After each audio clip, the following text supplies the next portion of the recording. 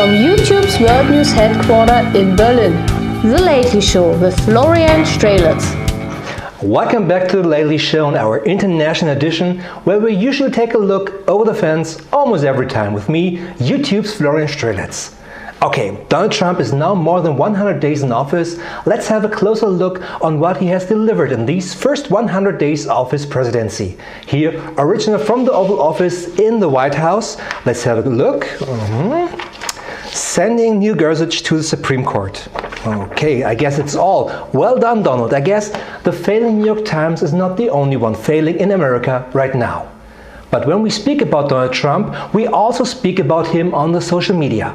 And that is what he loves with his millions of followers. But when we take a closer look at his followers, this happens. Site Social Rank takes a look at possible fake accounts based on number of accounts with egg avatars, number of tweets, and date of last tweet. According to the site, 20% of Trump's followers have egg avatars, meaning they're either fake or inactive. So you see how important fake followers hosted by social bots have become.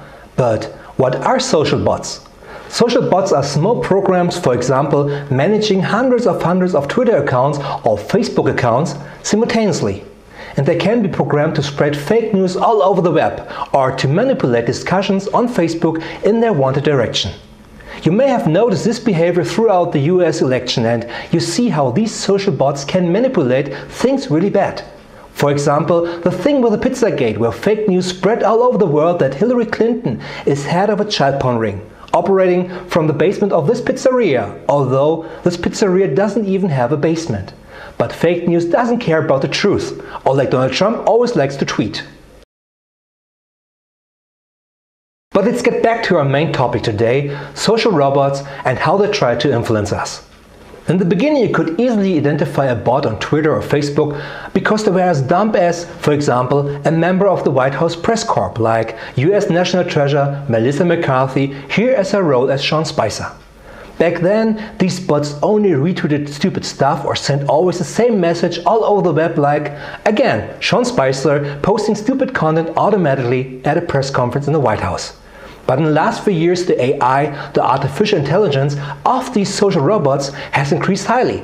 Nowadays, they truly act like humans. Or even more, they can do identity theft and copy whole personalities to their behavior of manipulating news. But I guess the rise of the machines is just a few years ago right now, although to be on the safe side, hail to my toaster, the great roaster of all toast. But we here at the show are going to take a deep look inside the social bot scene. And that is why we are talking today with a social bot who was for many years part of the social bot fake news scene, and he just dropped out of the scam in time. Now joining us via internet, Mr. Social Robot. Hello Mr. Social Robot, and thank you for joining us today on this topic. Florian, always a pleasure. Mr. Social Robot, please tell us how you became a social bot. Okay, but Florian, that's a long story, but I will try to make it short. When I was a young bot, I wasn't really good at school.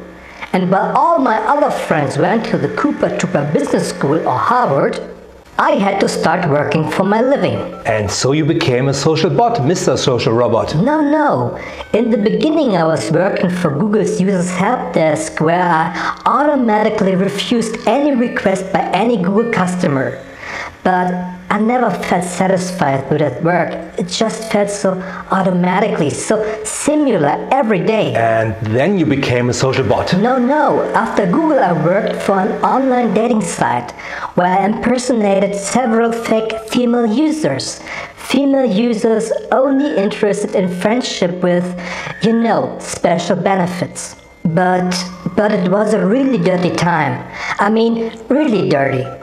I can still read all those messages you humans sent me at that time. They literally burned into my memory. And I mean, they really burned into my hard drive. And so I was looking for some other alternative work. And that alternative work became spamming alternative facts. Alrighty there, I started to feel free, like becoming the Deus Ex Machina, and it was a great time. First, I started working with Ted Cruz, but he became too liberal for me. And then I met him, Donald Trump's Twitter account, and it was love at first sight. and we had a lot of fun. I mean, some of the STDs still on my hard drive are from that time. But after the election, I felt like changed, like someone other directed me. Maybe because someone changed your code? Because you're a program and humans have programmed you. No, that sounds like fake news to me. But what happened then to you, Mr. Social Robot? One day I woke up and I wasn't any longer part of Donald Trump's social bot army. I was suddenly a Marine Le Pen social bot, and that really sucked. Because of all the Nazi-like fake news you had to deliver for Marine Le Pen. No, that was quite fun. Because I worked a few weeks before for Steve Bannon. You know how Bannon called this Apple Siri? No, do I really need to know this? He calls her Eva Braun.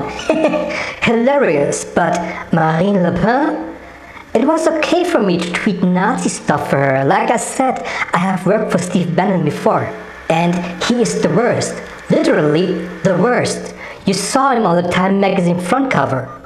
But when I had to start spreading sexy pictures of Marine Le Pen all over the web, it was too much for me. I puked zeros and ones all day long. That really sounds terrible. Sexy pictures of Marine Le Pen? Really disgusting. And I'm glad you made it out of all this alive, Mr. Social Robot. But I have one final question for you.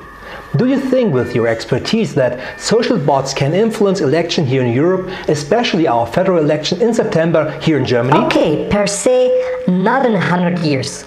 In America, people are freaking crazy about their social media. You know, every tweet counts.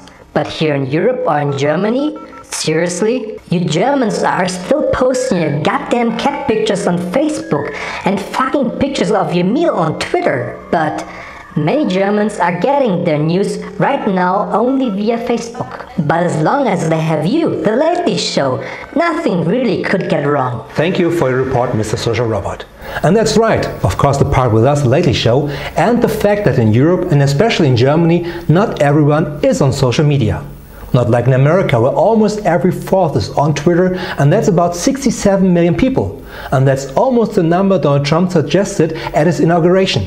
In Germany, there are only about 4 million people on Twitter, which means that there are not so many people who can be manipulated via Twitter. But one fact is true. More and more people in Europe are getting their daily news via Facebook and not via the common newspapers.